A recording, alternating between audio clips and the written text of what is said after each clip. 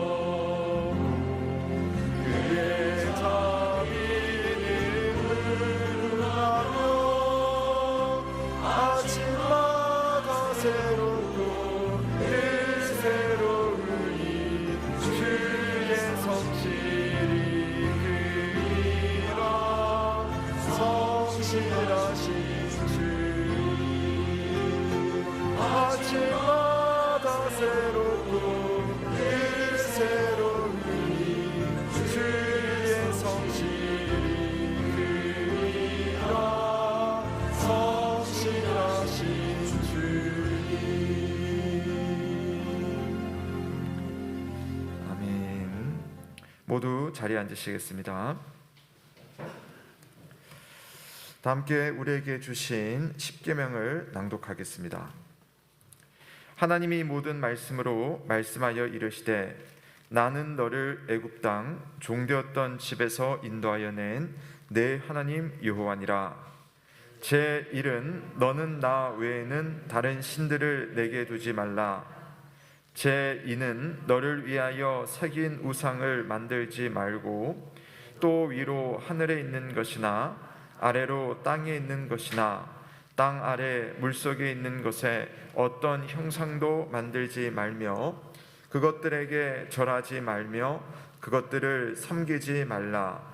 나 내 하나님 여호와는 질투하는 하나님인즉 나를 미워하는 자의 죄를 갚되 아버지로부터 아들에게로 3, 4대까지 이르게 하거니와 나를 사랑하고 내 계명을 지키는 자에게는 1000대까지 은혜를 베푸느니라. 제3은 너는 내 하나님 여호와의 이름을 망령되게 부르지 말라. 여호와는 그의 이름을 망령되게 부르는 자를 죄 없다 하지 아니하리라. 제4는 안식일을 기억하여 거룩하게 지키라.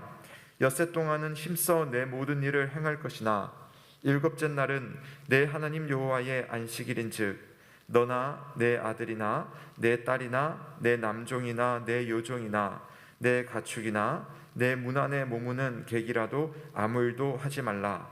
이는 엿새 동안에 나 여호와가 하늘과 땅과 바다와 그 가운데 모든 것을 만들고 일곱째 날에 쉬었음이라. 그러므로 나 여호와가 안식일을 복되게 하여 그날을 거룩하게 하였느니라.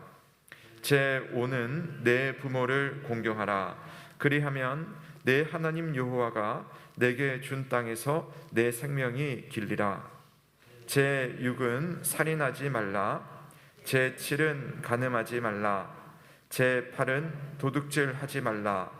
제 9는 내 이웃에 대하여 거짓 증거하지 말라. 제 10은 내 이웃의 집을 탐내지 말라. 내 이웃의 아내나 그의 남종이나 그의 여종이나 그의 소나 그의 낙이나 무릇 내 이웃의 소유를 탐내지 말라. 예수께서 이르시되 내 마음을 다하고 목숨을 다하고 뜻을 다하여 주 너의 하나님을 사랑하라 하셨으니 이것이 크고 첫째 되는 계명이요 둘째도 그와 같으니 내 이웃을 내 자신같이 사랑하라 하셨으니 이 두 계명이 온 율법과 선지자의 강령이니라. 아멘. 성도 여러분, 하나님의 계명 앞에 우리 지난 한 주간의 삶을 돌아보며 다 함께 참회의 기도를 드리겠습니다. 하나님을 믿노라라고 하지만 나는 정말 하나님을 믿는 성도로서 한 주간을 살았는지, 그저 하나님 없이 허울뿐인 믿음으로 살지는 않았는지 우리 돌아보며 하나님 앞에 우리의 믿음을 고백합니다. 아울러서 내 주변에 있는 사람, 가장 나 가까이 있는 사람들에게 나는 정말 하나님의 사람으로서 그들을 사랑하고 섬기고 용서했는지, 아니면 인간적인 마음으로 그들을 대하고 욕심으로 사람을 대하지는 않았는지 돌아보며 하나님 앞과 사람 앞에 사랑 없었던 우리의 모습을 돌아보며 시간 함께 회개의 기도를 올려드리겠습니다. 기도하겠습니다. 살아계신 하나님 아버지, 오늘 하나님 앞에 나의 부끄러움, 나의 연약함을 모두 아뢰며 기도합니다. 아버지, 하나님을 사랑하노라 말하지만 내 안에는 사랑이 없었고 내 욕심이 먼저였고 나의 중심이 먼저였습니다. 나를 더 사랑했고 나를 더 위하였고 나를 위해서 사람들을 도구처럼 여길 때가 있었습니다. 하나님 아버지, 이런 부끄러운 생각 또 말, 행실을 주께서 용서해 주시고 오늘 예수 그리스도를 닮은 자로 서고 싶은 주님의 백성들의 마음을 그런 나의 마음을 주께서 씻어주시고 회개하여 주시고 주님 인도하여 주시옵소서. 내 안에 부끄러운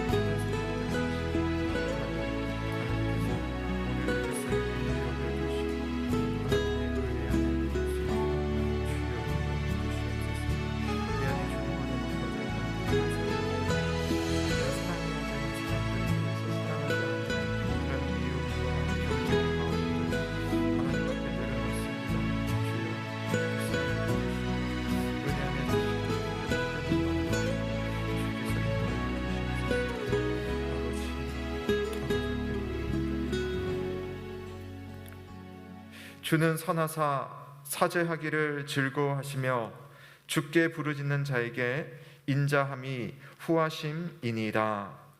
다 함께 사도신경으로 우리의 신앙을 고백합니다. 나는 전능하신 아버지 하나님 천지의 창조주를 믿습니다.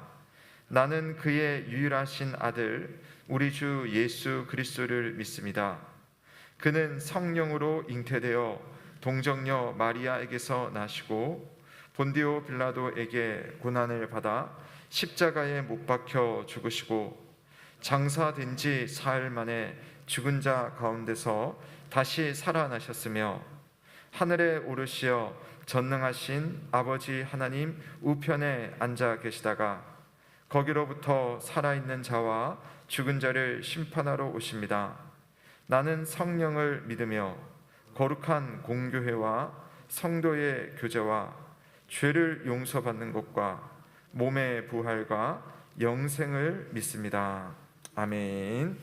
다 함께 찬송가 23장 만 입이 내게 있으면 찬양 드리겠습니다.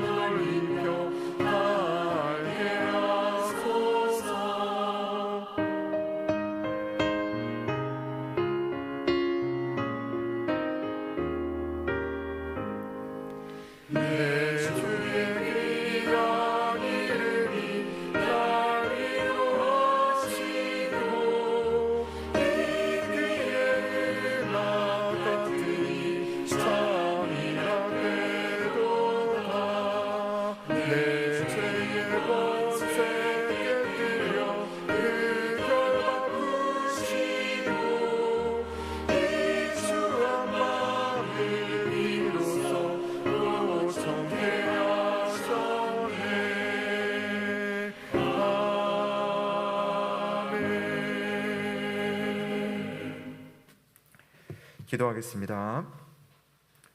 좋으신 하나님 아버지, 우리에게 주어진 삶의 터전에서 각자 주님의 백성으로 열심히 살다가 이렇게 여호와 하나님 앞으로 모이게 하셔서 감사를 드립니다. 하나님, 형제와 자매가 주 안에서 한 몸이 되는 놀라운 은혜를 우리가 누리고 있습니다. 비록 부족한 모습, 연약한 모습, 아쉬운 모습이 있으나 바로 그 모습으로 인하여 우리는 예수 그리스도를 오늘도 간절히 찾게 됩니다. 성도를 통해 예수 그리스도를 만나고 나를 통해 예수 그리스도를 드러내는 이 교회가 있음을 감사드리며 하나님 앞에 영광과 찬송을 올려드립니다. 하나님, 봄이 왔습니다. 우리에게 봄의 온기가 있는지 돌아보며 예수 그리스도의 마음을 우리 안에 회복하길 기도합니다. 이웃의 여러 상황에 같이 울고 웃을 수 있는 마음이 회복되길 원하며 전쟁의 공포 속에 떨고 있는 이들을 보며 하나님의 손길을 구하는 기도를 멈추지 않기를 원합니다. 나와 생각이 다른 이들과 정치관에 대해서 두루 따뜻한 마음으로 또한 응원하며 기도할 수 있기를 바랍니다. 하나님께서 우리에게 주신 모든 일반 은혜를 통해 함께 살아가며 함께 누리는 기쁨을 만끽할 수 있는 우리 여음의 가족들 다 되게 하여 주옵소서. 사랑하는 자녀들의 학교와 생활 위에 은혜를 주시고 우리 청년들의 고민과 진로 위에 지혜를 주시며 우리 장년들의 삶의 형편 위에 주님의 격려와 돌봄을 허락하여 주옵소서. 우리를 예배의 자리로 불러주신 하나님 아버지, 오늘 우리가 드리는 예배를 받아 주옵소서. 하나님의 특별한 은혜가 있어 우리는 하나님의 백성이 되었지만 사실 우리에게는 아무런 자격도 공로도 없습니다. 오직 예수 그리스도의 십자가의 죽음과 사랑을 믿음으로 하나님의 백성이 되었고 또 이 믿음 또한 하나님의 은혜임을 겸손히 고백합니다. 이 시간 예배를 드릴 때에 겸손하며 감사한 마음으로 하나님의 이름을 높이고자 합니다. 종을 통하여 내려주시는 하나님의 말씀에 생각과 삶으로 반응할 수 있도록 성령 하나님 우리에게 은혜를 허락하여 주옵소서. 예배 중에 내려주시는 하나님의 뜻과 하나님의 평강이 온 성도들의 마음과 삶을 주장하게 하여 주옵소서. 하나님, 우리에게 주님을 사랑하는 마음과 주님의 교회를 잘 섬기려는 마음을 주시며 또 우리에게 허락하신 이 세상 속에서 예수 그리스도의 사람답게 살 수 있는 믿음의 능력을 허락하여 주시길 바랍니다.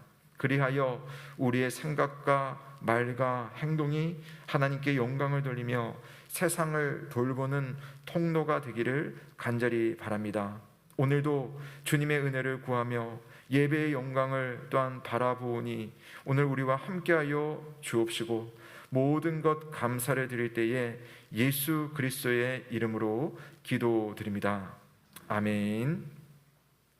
이 시간 우리에게 주시는 하나님의 말씀은 창세기 15장 7절에서 21절 말씀입니다. 창세기 15장 7절에서 21절 말씀을 봉독하겠습니다. 이 땅을 내게 주어 소유를 삼게 하라고 너를 갈대아 있는 우르에서 이끌어낸 여호와니라. 그가 이르되 주 여호와여, 내가 이 땅을 소유로 받을 것을 무엇으로 알리까? 여호와께서 그에게 이르시되 나를 위하여 3년 된 암소와 3년 된 암염소와 3년 된 순양과 산비둘기와 집비둘기 새끼를 가져올지이다. 아브라함이 그 모든 것을 가져다가 그 중간을 쪼개고 그 쪼갠 것을 마주 대하여 놓고 그 새는 쪼개지 아니하였으며 솔기가 그 사체 위에 내릴 때에는 아브라함이 쫓았더라. 해질 때 아브라함에게 깊은 잠이 임하고 큰 흑암과 두려움이 그에게 임하였더니 여호와께서 아브라함에게 이르시되 너는 반드시 알라. 내 자손이 이방에서 객이 되어 그들을 섬기겠고 그들은 400년 동안 내 자손을 괴롭히리니 그들이 섬기는 나라를 내가 징벌할지며 그 후에 내 자손이 큰 재물을 이끌고 나오리라. 너는 장수하다가 평안히 조상에게로 돌아가 장사될 것이요 내 자손은 4대 만에 이 땅으로 돌아오리니 이는 아모리 족속 그 제약이 아직 가득 차지 아니함이니라 하시더니 해가 져서 어두울 때 연기 나는 화루가 보이며 타는 햇불이 쪼갠 고기 사이로 지나더라.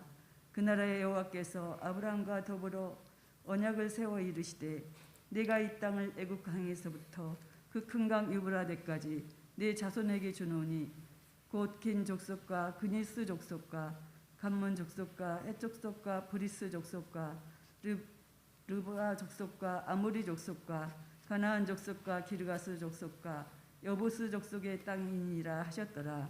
아멘. 아멘. 이는 하나님의 말씀입니다. 하나님께 감사드립니다.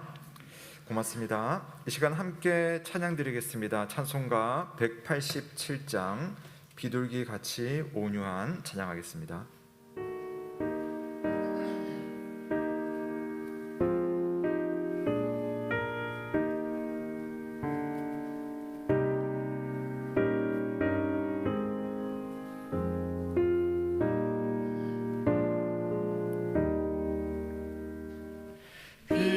비둘기 같이 온유한 은혜의 성령 오셔서 거친 마모를 만지사 위로와 평화 주소서. 진리의 빛을 이주사 주의 길 바로 걸으며 주님을 옆에 모시고 경건히 살게 하소서.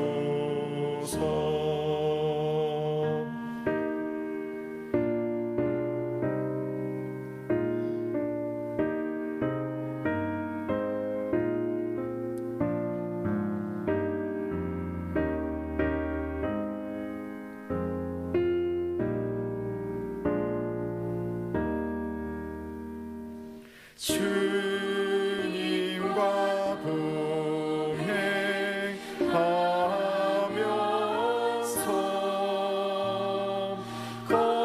거룩한 길로 행하며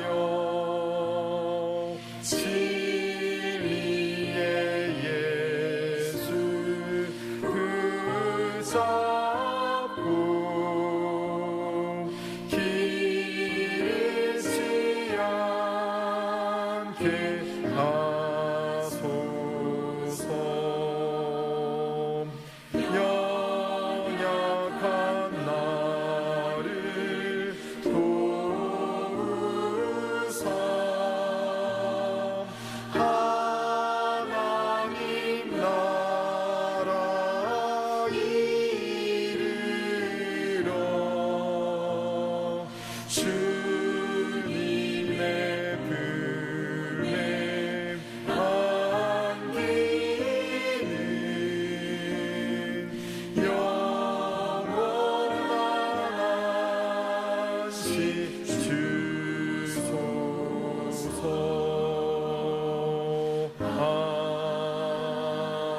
아멘.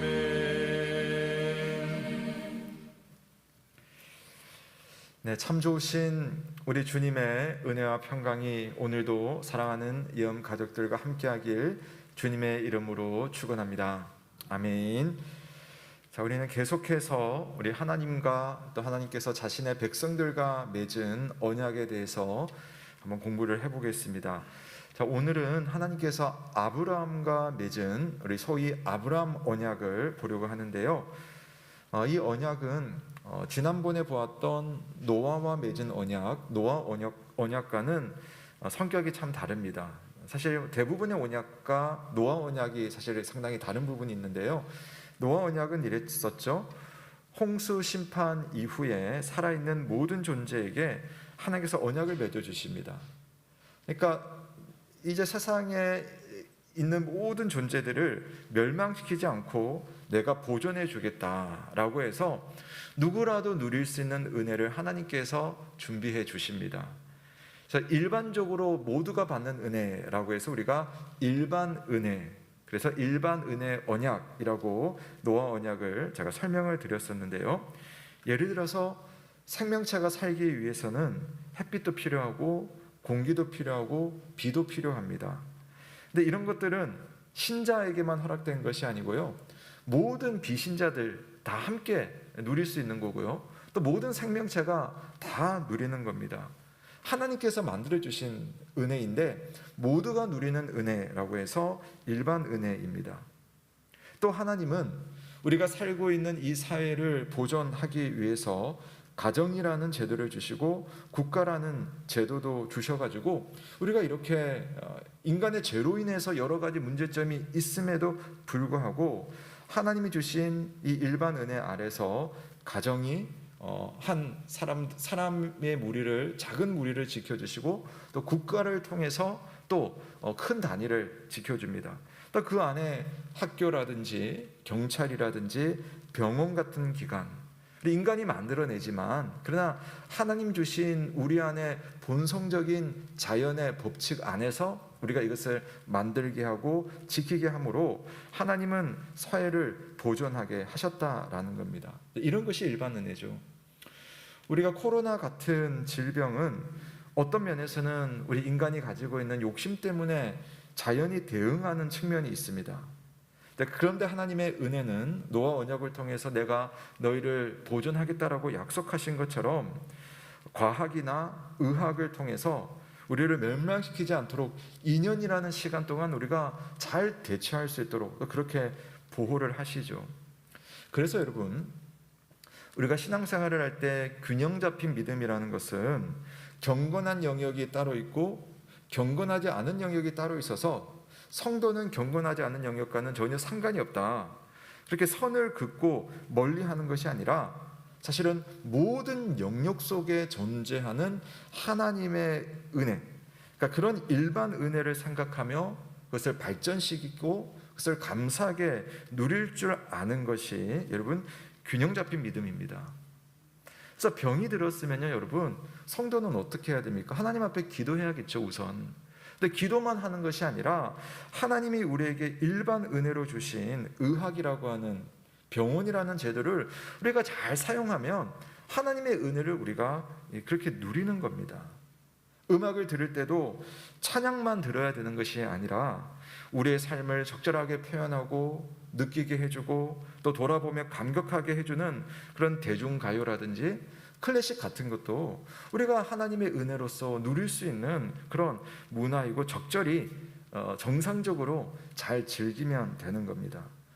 대통령 선거를 마쳤지만 우리가 여당 야당 나눠졌을 때에 우리가 야당이 선이고 여당이 악이다, 또는 여당이 선이고 야당이 악이다, 우리 그리스도인들은 그렇게 분리하는 것이 아니라 여당 속에 주시는 하나님의 일반 은혜, 야당의 활동을 통해서 주시는 하나님의 일반 은혜를 생각하면서 물론 정치적인 관점을 가지고 비판도 하고 또 우리가 제시도 할 수 있겠지만 그 모든 것들이 다 연결되어서 하나님이 국가를 지키시는 하나님의 일반 은혜로서 세상이 돌아가고 있다. 그래서 우리가 정치도 우리가 성도로서 참여할 수 있고 또 그것에 대해서 이야기할 수 있고, 그러나 그것들이 다 잘 될 수 있도록 우리가 두루 따뜻한 마음으로 기도하고 응원하고 때로는 비판하는 것, 이게 우리 성도들이 누리는 일반 은혜의 차원이고요. 이것이 바로 노아의 언약을 통해서 이 땅에 사는 모든 존재들에게 주어진 하나님의 선물이라는 겁니다. 그래서 노아 언약은요, 세상의 모든 존재에게 주신 하나님의 은혜예요. 근데 아브라함의 언약은 그렇지 않습니다. 아브라함과의 맺은 언약은 모든 사람에게 주는 것이 아니라 이 세상 모든 존재들 중에 특별한 어떤 이들을 하나님께서 선택하셔서 그들에게만 주시는 은혜가 있어요. 그래서 일반적인 은혜가 아니라 특별한 은혜, 특별한 사람들만 받는 은혜입니다. 그래서 구약 성경은 그 특별한 은혜를 누리는 사람들로서 아브라함을 통해서 형성되는 이스라엘이라는 나라와 민족을 말하게 될 것이고요.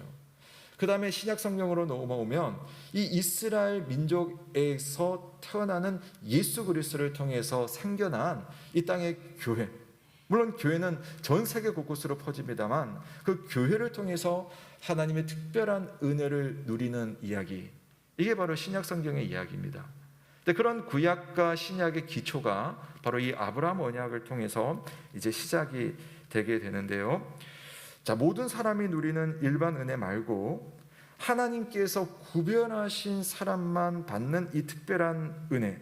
자, 오늘은 그 은혜를 주시는 하나님, 또 그 은혜를 받는 하나님의 백성, 이 두 상대방에 대해서 함께 말씀을 생각해 보려고 합니다. 우선 하나님께서 아브라함을 처음 부르신 장면, 그래서 그에게 언약을 처음 주시는 장면을 우리가 보려고 합니다. 오늘 본문은 아니고요, 창세기 12장 1절에서 3절 말씀입니다.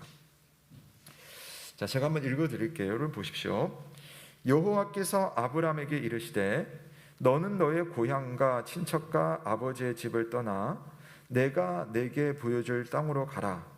내가 너로 큰 민족을 이루고 내게 복을 주어 내 이름을 창대하게 하리니 너는 복이 될지라. 너를 축복하는 자에게는 내가 복을 내리고 너를 저주하는 자에게는 내가 저주하리니 땅의 모든 족속이 너로 말미암아 복을 얻을 것이라 하신지라. 아멘. 자, 하나님은 아브라함과 또 아브라함으로부터 나오는 후손들에게 복을 주시기를 원하십니다. 그래서 우선 땅을 주시겠다라고 말씀하시고, 그 다음에 큰 민족을 이루게 하겠다라고 말씀하시고, 거기에서 그치는 것이 아니라 너에게 복을 주는데 너의 복 때문에 다른 여러 민족들도 복을 받는 그런 복을 너에게 주겠다라고 이야기를 합니다. 하나님께서 이 약속을 주시기 전에 창세기 11장에 엄청난 사건이 일어나죠. 사람들은 노아 홍수 이후에 이제 많은 인구수가 개체가 늘어나게 됩니다. 그래서 하나님이 일반 은혜 가운데 수가 늘고 문명도 발전하게 되는 거죠.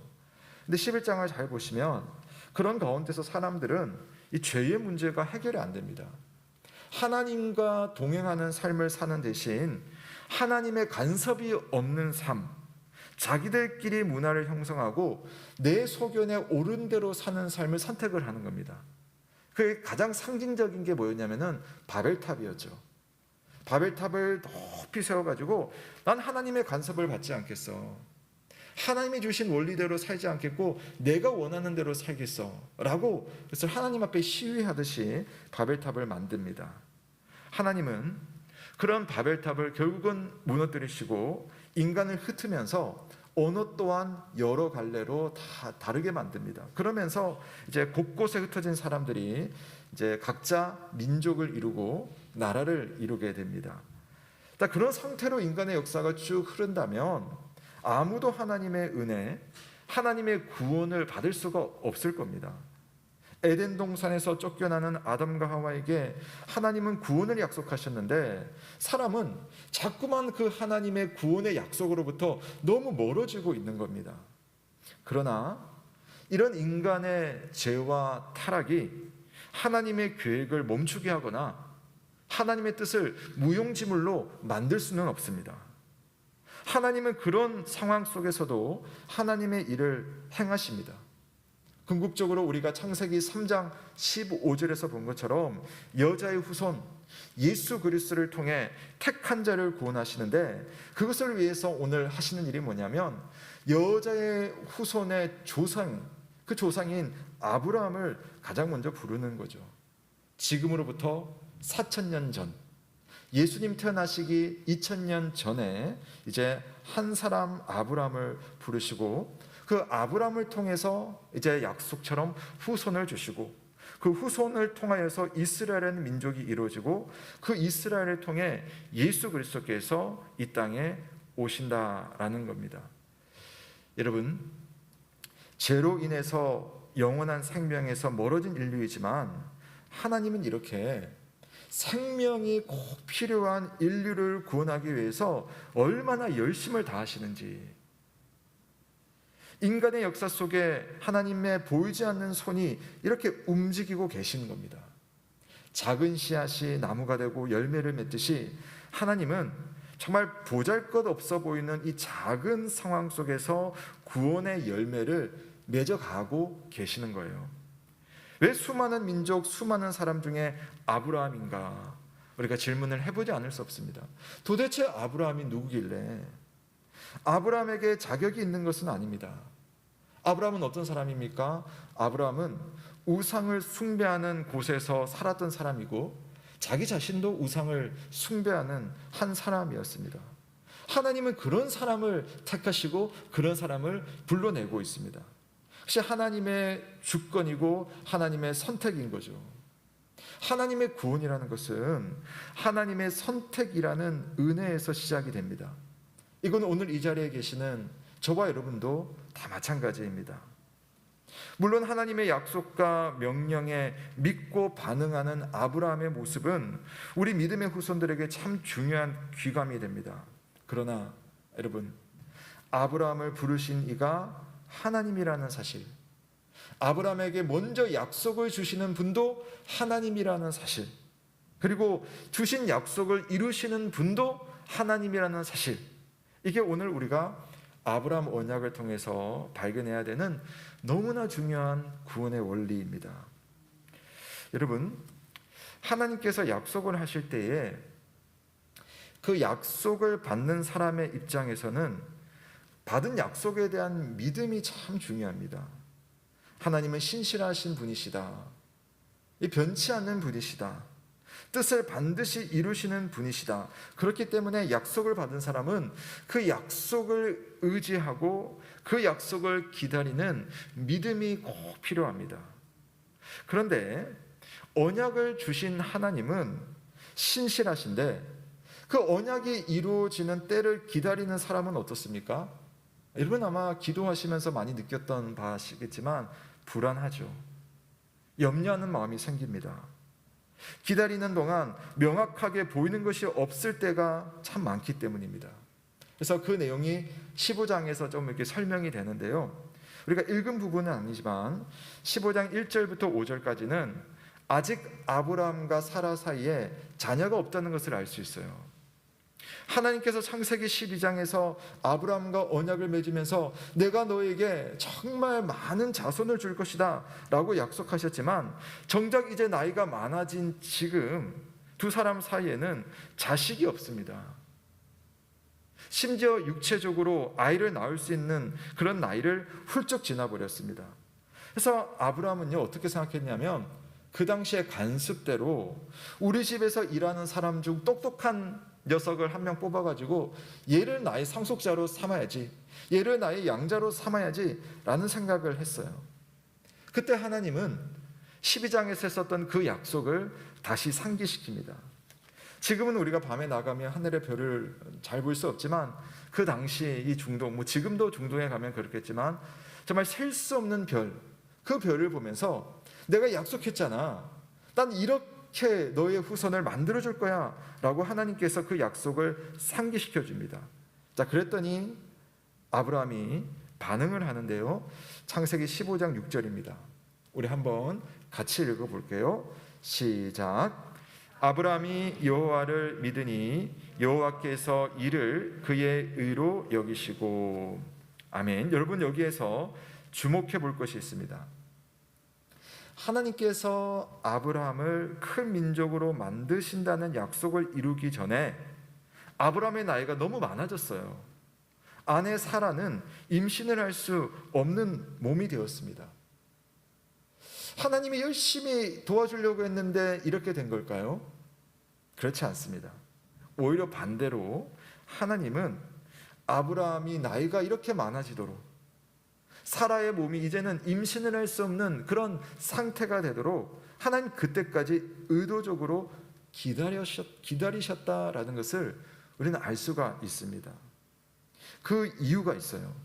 이것이 중요한데, 하나님께서 맺으신 언약의 이 축복이라는 것이 아브라함의 개인적인 능력에서 오는 것이 아니라 하나님의 능력과 하나님의 은혜에 있다는 것을 보여주기 위해서 하나님은 아브라함이 아무것도 할 수 없을 때까지 의도적으로 기다리셨습니다. 하나님이 이렇게 말씀하시지 않으셨거든요. 아브라함아, 너가 자녀를 가지려고 노력하면 큰 민족을 이룰 것이다. 그렇게 하지 않았어요. 아브라함아, 너가 나에게 충성을 다하면 내가 너로 큰 민족을 이루어 주겠다 라는 식으로 말씀하시지도 않았습니다. 하나님의 말씀은 이런 거죠. 내가 너에게 주려는 이 복은 나의 은혜를 통해서 얻을 것이다. 내 약속을 믿고 나를 신뢰하라. 하나님이 아브라함에게 바랬던 것은 바로 이 한 가지였습니다. 나를 신뢰하라. 아브라함과의 언약에서 하나님께서 요구하시는 딱 하나, 하나님을 신뢰하라. 창세기 15장 6절을 다시 보시면 아브라함은 하나님의 의도에 반응을 하고 있어요. 아브라함이 여호와를 믿으니 여호와께서 그 일을 그의 의로 여기시고. 사랑하는 성도 여러분, 한번 우리 자신을 생각해 봅시다. 누가 하나님 앞에 의로운 사람이 될 수 있습니까? 자기에게 의가 있는 사람이 아니라 하나님의 약속을 믿는 사람을 하나님은 의롭다고 하셨어요. 아브라함이 오늘 하나님의 구원을 받고 택함을 받고 하나님의 복을 받을 수 있는 근거는 아브라함의 장점에 있는 것도 아니고 아브라함의 어떤 종교적인 행실에 있는 것도 아닙니다. 아브라함은 오히려 약점이 많은 사람이거든요. 우상 숭배했던 사람이죠. 또 어떻게 보면 거짓말도 참 많이 했던 그런 사람이기도 하고요. 그러나 하나님을 믿는 믿음은 있었습니다. 그분이 약속하셨으니 그분이 책임져 주시겠지. 그 믿음에 대해서 하나님은 그래, 너에게 이 믿음이 있으니 내가 나를 믿는 그 믿음 때문에 의롭다고 여겨주겠어 라고 오늘 하시는 거죠. 종종 우리 성도님들 중에 자신의 구원에 대해서 의심하는 분들이 계십니다. 특히 요즘처럼 코로나로 인해서 믿음의 활동이 많이 적어진 요즘 보면 이런 생각들을 많이 하세요. 내 신앙의 상태가 이래가지고 하나님께서 나를 구원해 주시겠나? 또 요즘 저는 이제 교회당 와서 예배를 드리는 것이 가장 기본적인 우리의 믿음이지만 그래도 건강 때문이라든지 상황 때문에 못 오시는 분들 종종 이러세요. 목사님, 제가 이렇게 이런 상황인데 하나님께서 저를 구원해 주실지 잘 모르겠어요. 하나님의 약속은 믿지만 지금 내 상태로는 안 되겠다라고 하는 것, 그러면 정직한 고민입니다. 그리고 그런 고민을 할 수 있고 해야 되겠죠. 그런데 그런 고민만 하고 있으면, 그 고민 속에 빠져서 내 상태만 지켜보고 있다면 그럼 하나님에 대해서 오해하시는 거예요. 하나님은 여러분의 그런 상태를 보고 여러분을 구원하시는 것이 아니시거든요. 그렇게 하신다면 우리 중에 사실은 구원받을 사람 한 명도 없지 않겠습니까? 아브라함 보십시오. 아브라함에게 하나님 자녀의 복을 주시겠다고 했는데 실상 아브라함과 사라의 상태는 전혀 자녀를 얻을 수가 없어요. 근데 어떻게 자녀를 그들이 얻을 수 있습니까? 나는 이렇지만, 아니, 내가 이렇기 때문에 하나님의 도움을 바라고 하나님의 약속을 믿습니다 라고 할 때에 하나님은 그 믿음을 의롭다고 여겨주시는 거죠. 이 문제를 실제로 해결할 수 있는 분은 아브라함이 아니라 하나님이시고, 이 문제에 복을 주시겠다 하신 분은 아브라함의 의도가 아니라 하나님의 뜻이기 때문에 그런 하나님을 의지하고 그분의 약속을 붙들고 그 하나님을 의지하는 그 믿음이라는 그릇 위에 하나님은 구원이라는 선물을 주시는 겁니다. 아브라함이 하나님의 은혜와 구원을 받는 원리나 지금 우리가 하나님의 구원을 받는 원리나 다르지 않습니다. 그러니까 구약 성경 다르고 신약 성경이 다른 게 아니에요. 신약 성경도 믿음으로 하나님의 구원을 얻는다면 구약 성경도 애초부터 이렇게 믿음으로 구원 얻는 것을 말해주고 있습니다.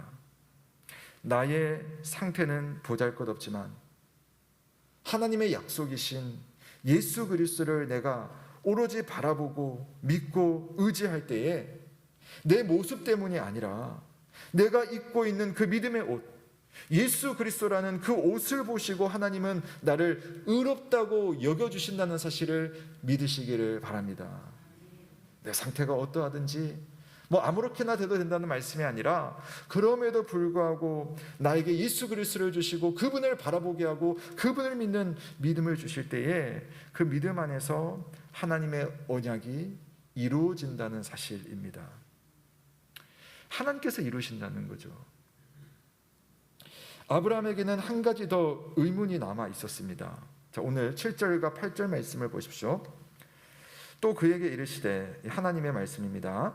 나는 이 땅을 너에게 주어 소유를 삼게 하려고 너를 갈대아인의 우르에서 이끌어낸 여호와니라. 하나님께서 땅을 주겠다는 약속을 한 번 더 보여주세요. 언약을 하십니다. 자, 그랬더니 아브라함이 말하기를, 주 여호와여, 내가 이 땅을 소유로 받을 것을 무엇으로 알리이까? 라고 질문을 합니다. 하나님 복 주시겠다는 약속은 알겠어요. 근데 지금 이 상황 속에서 어떻게 복을 받을 수 있겠습니까? 땅 주시겠다는 약속은 제가 들었는데 그 땅을 받는다는 확실한 증거, 확실한 보증이 어디 있습니까? 라고 질문을 하는 겁니다. 우리가 하나를 알면 둘을 안다는 그런 말이 있잖아요. 그런데 오늘 아브라함을 보시면 하나를 하나님께서 알게 하셨는데 둘을 알게 하는 것이 아니라 그냥 그 하나에서 멈춰가지고 더 나아가지 못하는 상태를 보여줍니다. 자녀에 대해서 의심할 때에 하나님이 이 자녀를 주시겠다는 그 약속을 한 번 더 확인할 때 아브라함은 믿었습니다. 그럼 그 믿음을 가지고 이제 이 부분에서도 믿음으로 반응하고 하나님 믿습니다 라고 하면 좋을 텐데 또 아브라함에게는 의문이 생겨요. 믿음의 조상인 아브라함이 보여준 이런 모습은 사실 저나 여러분에게도 어떤 면에서는 참 위로가 되는 말씀이 아닌가라는 생각을 해봅니다. 왜? 우리가 너무 비슷한 사람이기 때문에. 하나님께서 주신 은혜와 역사를 한번 다 경험하면 우리가 그 다음에도 하나님의 뜻이 있겠고 역사가 있겠지라고 우리가 더 나아가면 좋겠는데 딱 거기까지만 우리가 생각하는 거죠. 그때는 그때고 지금은 지금이다. 그 일은 그 일이고 이 일은 이 일이다. 하나님께서 이 일에는 역사하셨지만 하나님 저 일에는 간섭하지 못하실 거야 라고 자꾸 우리가 의심을 하는 겁니다. 그래서 하나님의 약속은 좋지만 눈에 보이는 것이 있으면 좋겠고 확실한 증거를 찾으려고 애쓰는 것이 우리의 공통적인 그런 경험입니다. 여러분, 하나님을 신뢰한다는 것이 무엇입니까? 그분을 신뢰한다는 것은 당장의 증거나 결과가 없다고 할지라도 하나님의 존재를 생각하고 하나님께서 말씀하신 약속 그 자체를 의지하는 것이 하나님을 신뢰하는 것이라는 것을 믿으시기를 바랍니다. 우리 평생의 신앙생활은 하나님의 언약을 기억하고, 언약은 말씀이잖아요. 그 말씀을 기억하고 이 말씀을 신뢰하면서 살아가는 훈련이면서 생활이라고 할 수가 있어요. 그것이 무엇입니까? 하나님께서 반드시 나를 위해 언약을 이루신다. 아브라함 언약이 말하는 구체적인 내용에 대해서는 또 우리와 어떤 관계가 있는지에 대해서는 제가 다음 주일에 좀 다루려고 합니다. 다음 주일에는 그럼 언약이 주는 그 내용, 그 복이 뭔가는 다음 주에 보겠고, 오늘은 이 약속을 이루시는 하나님, 그 약속을 받는 우리에 좀 집중을 해서 계속 생각을 해보겠습니다. 자, 확실한 증거를 갖고 싶다는 이 아브라함의 고민에 대해서 하나님께서는요, 그 당시 아브라함이 이해할 수 있는 제도를 통해서 아브라함에게 그것을 가르쳐 주세요. 하나님께서 화가 나가지고 안 가르쳐줘 이게 아니라 더 아브라함을 격려해 주는 거죠. 자, 지금부터 4,000년 전 아브라함이 살았던 시대에는 양 당사자 간의 중요한 계약을 체결할 때 사용하는 절차가 있었어요. 자, 오늘날 우리는 부동산 계약할 때 계약서를 쓰죠. 또 물건을 매매할 때도 여러분 계약서를 다 쓰고 도장을 찍습니다. 그처럼 4,000년 전에는 피의 맹세라고 하는 계약을 했어요. 피의 맹세. 특히 이 내용이 너무나 중요할 때, 그리고 그 사람 두 당사자가 좀 높은 위치에 있는 사람이라면 이 피의 맹세를 합니다. 그게 뭐냐면 우선 동물을 잡아가지고 둘로 쪼개버립니다. 반으로 동물의 몸을 다 이렇게 쪼개버리죠. 쪼개가지고 이렇게 흩어져 두 개로 이렇게 나눠 놓습니다. 그러면 이 당사자가 두 명의 왕이라고 한다면 두 왕 중에 한 명의 왕, 힘이 없는 왕이 있을 거 아니에요. 힘이 상대적으로 강한 사람이 있고 힘이 상대적으로 약한 사람이 있어요. 그러면 그 둘 중에 힘이 약한 사람이 이 쪼개버린 동물 사이를 딱 지나가는 겁니다. 그러니까 지나가고 나서 내가 이 계약의 내용이 무엇인지를 밝히고 또 이 계약을 지키겠노라고 맹세를 합니다. 근데 왜 동물의 이 사이를 지나갈까요? 이 맹세가 진지한 맹세가 되게 하는 겁니다. 즉 맹세를 한 사람이 계약을 어길 경우에 저 쪼개진 동물과 같이 될 것이다 라고 선언을 하는 겁니다. 근데 누가 지나갔죠? 두 왕 중에 힘이 약한 왕이 지나갔습니다. 그리고 자신이 그 맹세를 한 거예요. 그러니까 자기가 그 대상이 되는 거죠. 자, 그 당시에 이 피의 맹세를 가지고 오늘 아브라함과 하나님이 언약을 맺으시는데 이 언약이 너무나 놀랍습니다. 우선 9절과 10절을 보시면 하나님께서 아브라함에게 암소와 암염소와 순양과 또 비둘기를 가지고 와서 새들은 빼고 다른 짐승들은 역시 반으로 쪼개서 옆으로 놓게 합니다. 앞서 설명한 것에 의하면 쪼개진 동물 사이를 누가 지나가야 됩니까? 둘 중에 누가 맹세를 해야 되겠습니까? 그 당시의 제도로 본다면 힘이 약한 사람, 아브라함이 지나가야겠죠. 아브라함이 그 사이를 지나가고 아브라함이 이 맹세를 하는 것이 맞습니다. 그런데 누가 지나가냐 하면은 아브라함이 아니라 하나님께서 지나가세요. 너무나 특별하고 비슷한 제도를 쓰지만은 그 제도의 방식이 완전히 바뀌어져 있습니다. 15장 17절 말씀을 보십시오. 해가 져서 어두울 때에 연기 나는 화로가 보이며 타는 횃불이 쪼갠 고기 사이로 지나더라. 연기가 나는 화로가 보이고 또 횃불이 타고 있는 것이 보이는데 그게 움직이는 거예요. 쪼갠 고기 사이로 딱 지나갑니다. 이 모습이 하나님입니다. 물론 하나님은 영이시기 때문에 우리의 눈으로 볼 수는 없죠.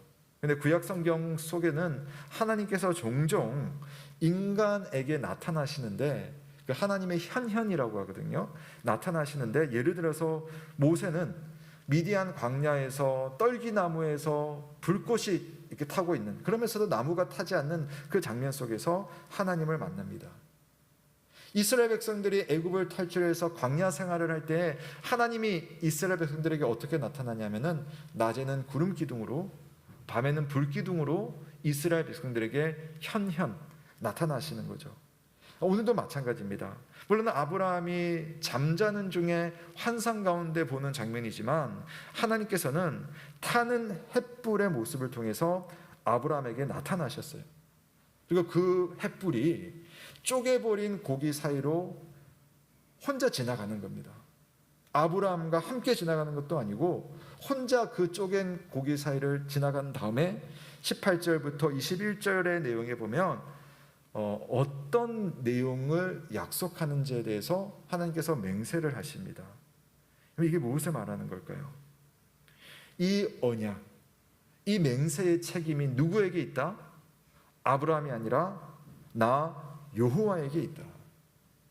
이 맹세를 선언하고 있는 내가 나의 생명을 걸고 이 일을 다 지키겠다라고 하시는 어마어마한 장면입니다. 그래서 창세기 15장 27절 이 말씀은 우리가 하나님의 약속을 대하는 데 있어서 정말 중요한 원칙을 말해줍니다. 약속을 이루시는 이가 누구신가? 누가 이 약속을 성취하느냐라는 것을 보여줍니다. 하나님의 약속은 하나님께서 하신 약속이기 때문에 믿을만 하죠. 믿어야 합니다. 그런데 하나님의 말씀 자체가 변하지 않는 진리이기 때문에 다른 설명이 필요도 없는데도 하나님은 아브라함을 위해서 이 약속의 책임이 나에게 있다. 내가 이 약속을 반드시 이루겠다. 내 목숨을 내어놓고 이 약속을 이루겠다 라고 말씀을 하시는 겁니다. 사랑하는 여러분, 우리가 신앙생활을 하다가 여러 가지 하나님의 말씀과 그분의 약속에 대해서 의심이 생긴다면 그때마다 여러분 이 창세기 15장 17절로 돌아갈 수 있기를 바랍니다. 하나님 뭘 말해주고 있어요? 내가 내 생명을 걸고 나의 언약을 지키겠다. 이게 반드시 이루신다는 말이거든요. 하나님께서 어떻게 이런 약속을 하실 수 있습니까? 그 이유는 우리가 그 약속을 이룰 수가 없기 때문입니다.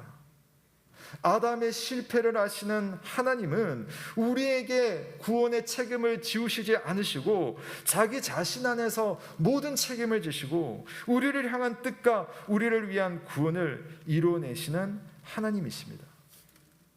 쪼갠 고기를 지나가시는 하나님께서 정말 그렇게 하셨죠. 쪼갠 고기를 지나간다는 말은 내가 이 맹세를 위해서 생명을 바치겠다라고 하는 건데 예수 그리스도의 십자가, 예수님의 그 피 흘리심, 예수 그리스도의 죽음은 우리를 전적으로 책임져 주시는 하나님의 약속이 정말이었구나 라는 것을 보여주는 하나님의 산 증거이고 그분의 약속의 증표입니다. 하나님은 여러분을 볼 때 여러분의 조건을 보고 여러분의 어떤 믿음의 행실을 보고 선택하신 것이 아니라 하나님 자신의 뜻으로 여러분을 부르셨다는 사실을 알고 그런 자비로우신 하나님 앞에 감사할 수 있는 여러분 되시길 주님의 이름으로 축원합니다. 자랑할 것이 그래서 하나도 없습니다.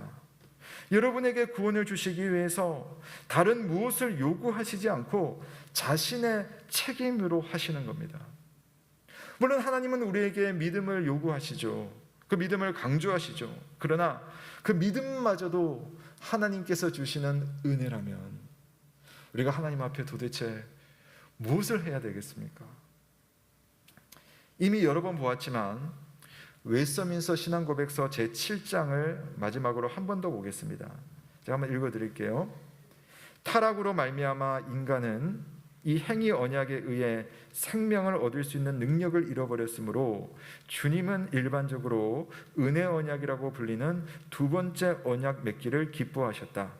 이 언약에서 주님은 죄인들에게 예수 그리스도로 말미암아 생명과 구원을 값없이 주시는데 그러면서 그들이 구원을 받도록 그리스도에 대한 믿음을 그들에게 요구하시고 생명으로 예정된 모든 자에게 그들이 기꺼이 그리스도를 믿기를 원하며 또한 믿을 수 있도록 성령을 주시겠다고 약속하셨다.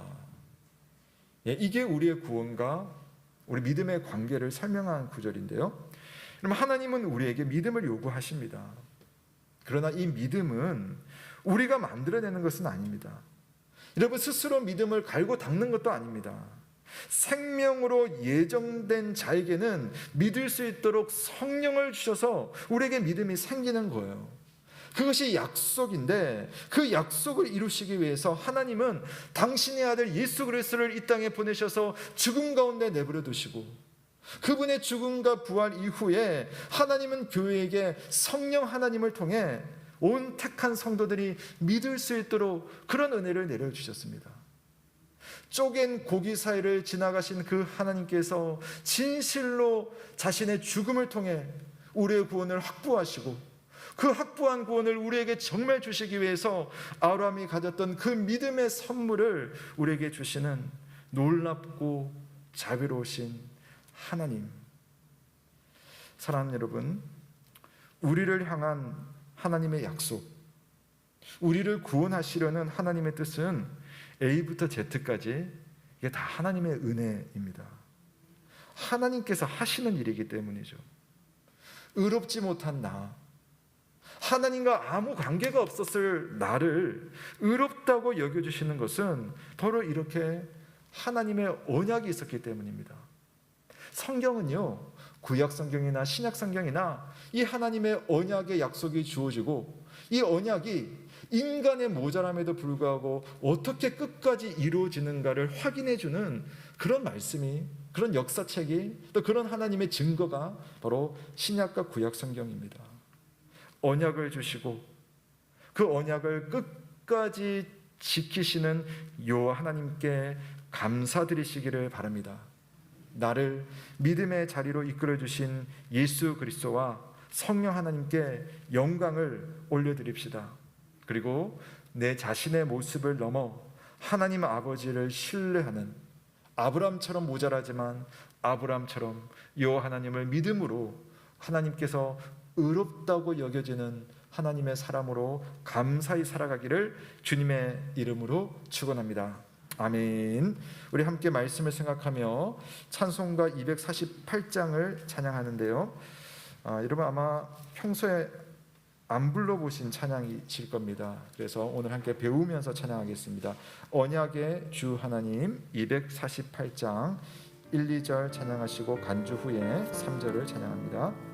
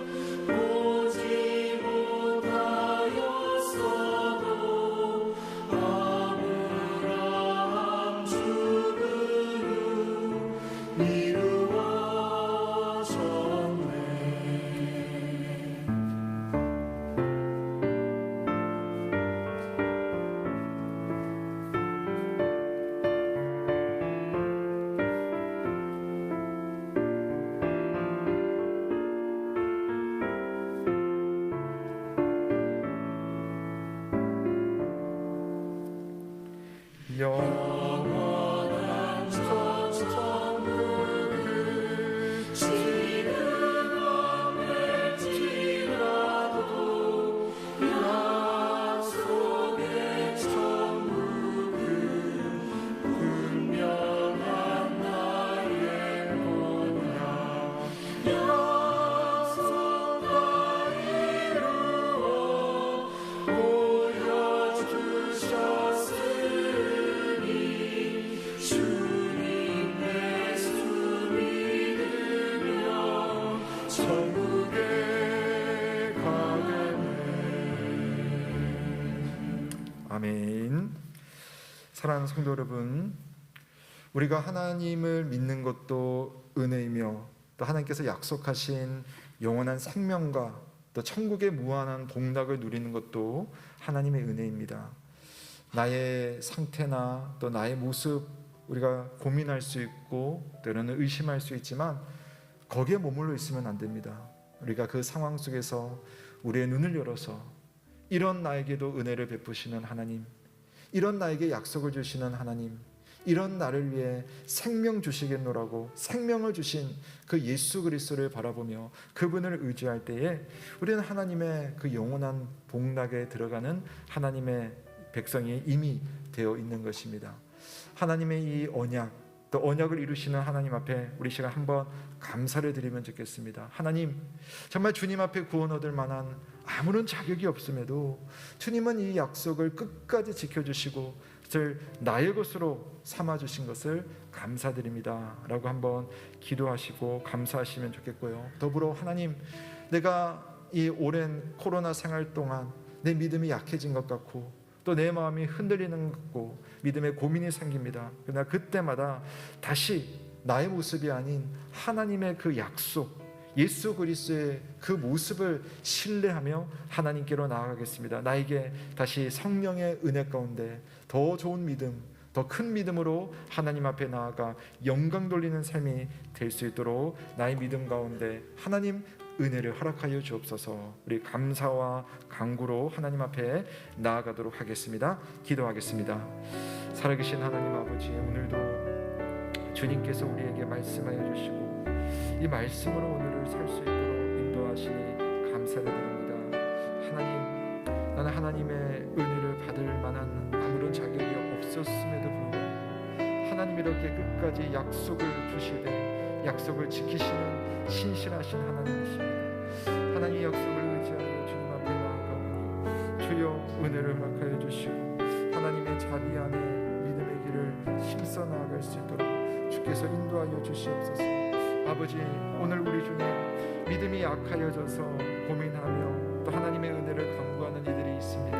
하나님, 우리의 모습, 우리의 상태가 아닌 예수 그리스도의 신실함, 예수 그리스도의 십자가, 예수 그리스도의 부활이 우리를 일으켜 살린다는 사실을 생각하며 다시 하나님께로 나아갈 수 있는 그런 강건한 믿음 되게 하여 주옵소서. 아버지, 반드시 뜻을 이루시는 하나님을 신뢰하며 오늘을 살아갈 수 있도록 아브라함의 언약을 생각하며 내게 주시는 주님의 음성을 들을 수 있도록 주여 인도하여 주옵소서. 우리 예언교회 모든 교우들에게 하늘의 신령한 은혜로 돌보아 주시고 인도하여 주시고 일으켜 주시옵소서. 참 좋으신 하나님 아버지, 우리가 오랜 코로나 생활 동안 스스로 믿음이 약하여진 것을 발견하고 때때로는 내가 하나님의 구원받은 백성인가라는 의심을 할 때도 있을 만큼 우리가 약해져 있을 때가 있습니다.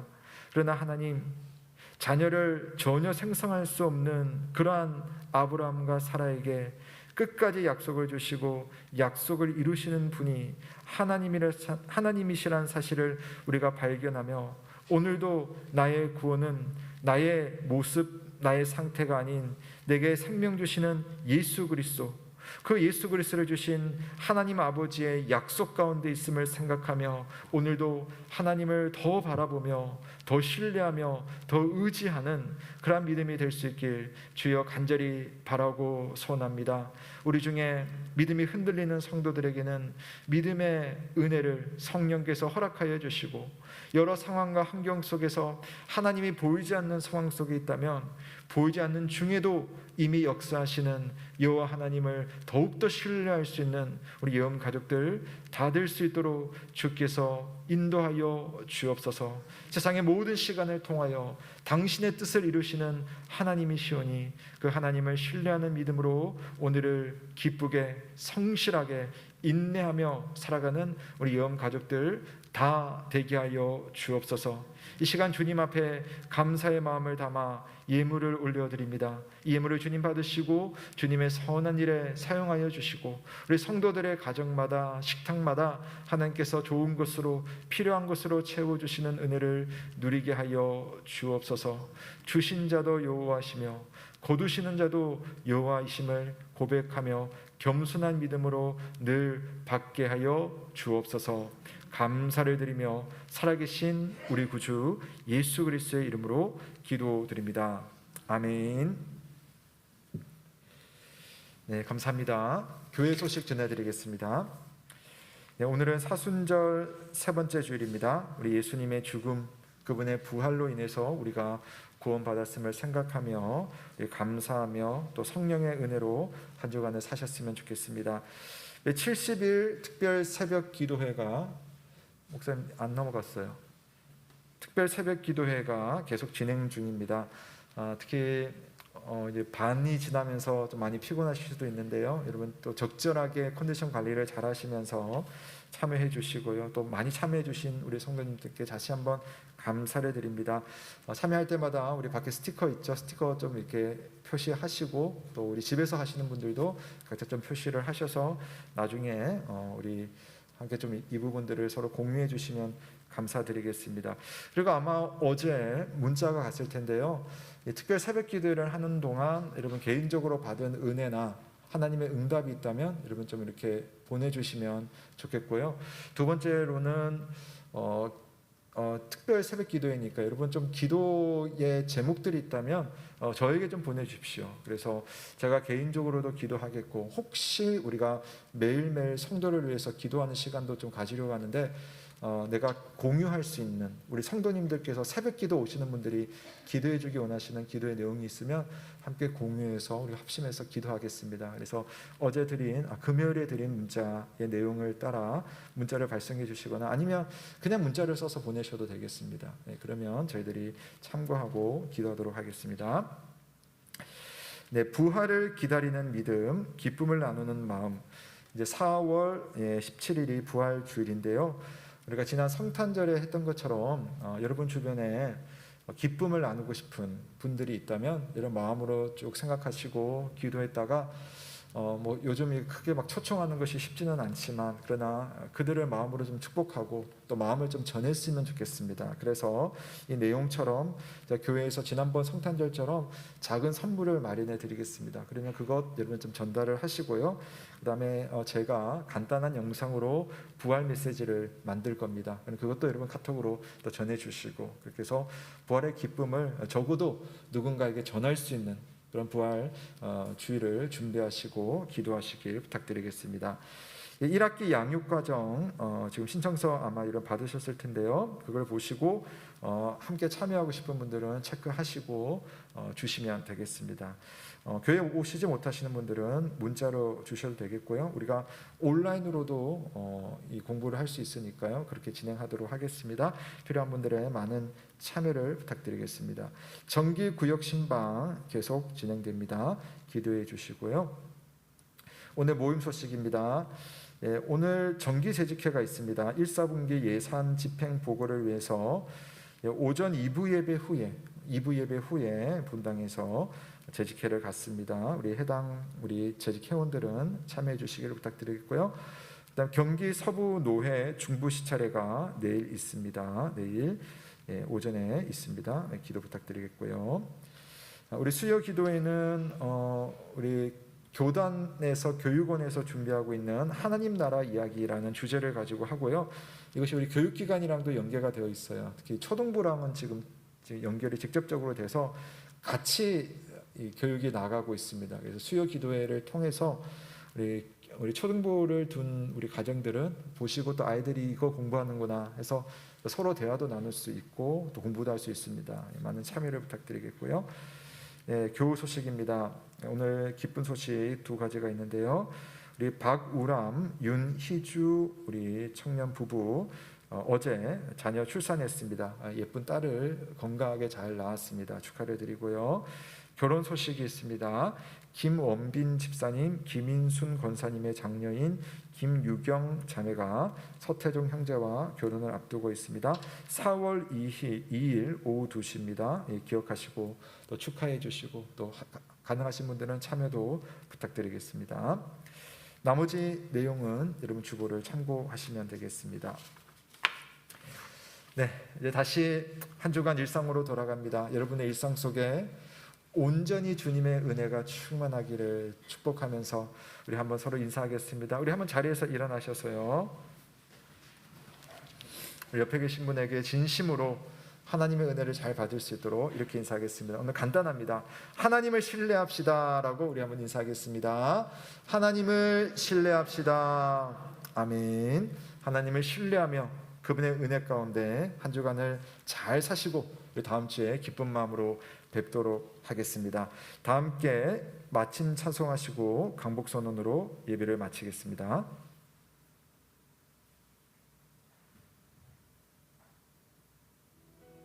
선한 능력으로 진행합니다.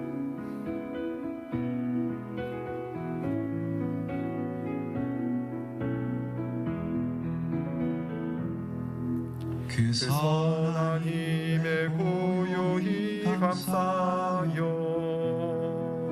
그 놀라운 평화를 누리며 나 그대들과 함께 걸어가네. 나 그대들과 한 해를 여네. 지나간 어느 어둠의 날들이 무겁게 내 영혼 짓눌러도 오 주여 우릴 외면치 마시고 약속의 구원을 이루소서. 그 선한 힘이 우릴 감싸시니 믿음으로 일어날 일 기대하네. 주 언제나 우리와 함께 계셔. 하루 또 하루가 새로워. 주께서 밝히신 작은 촛불이 어둠을 헤치고 타오르네. 그 빛에 우리 모두 하나 되어 온 누리에 비추게 하소서. 그 선한 힘이 우릴 감싸시니 믿음으로 일어날 일 기대하네. 주 언제나 우리와 함께 계셔. 하루 또 하루가 늘 새로워. 이 고요함이 깊이 번져갈 때 저 가슴 벅찬 노래 들리네. 다시 하나가 되게 이끄소서. 당신의 빛이 빛나는 이 밤 그 선한 힘이 우릴 감싸시니 믿음으로 일어날 일 기대하네. 주 언제나 우리와 함께 계셔. 하루 또 하루가 늘 새로워.